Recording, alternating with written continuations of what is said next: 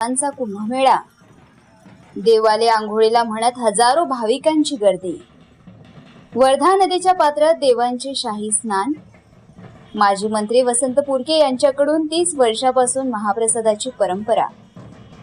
यवतमाळ जिल्ह्यातील राळेगाव तालुक्यात वर्धा नदीच्या काठावर वसलेल्या जागजई गावात बुद्ध पौर्णिमेच्या पूर्वसंध्येला भक्तीचा मळा फुलला आहे। देवालय आंघोळीला या श्रद्धापूर्ण घोषात यवतमाळ आणि वर्धा जिल्ह्यातील आदिवासी बांधवांचे आराध्य दैवत नदीपात्रात दाखल झाले असून या निमित्ताने जागजई येथे 2 दिवसीय यात्रेला उत्सवाचे स्वरूप प्राप्त झाले आहे। स्वातंत्र्यपूर्व काळापासून चालत आलेली ही परंपरा आजही तितक्याच निष्ठेने जपली जात आहे।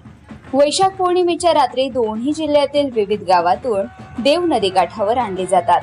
रात्रभर चालणाऱ्या धार्मिक विधीनंतर पहाटे 5 वाजता देवांचे विधिवत स्नान पार पडते आणि त्यानंतर देव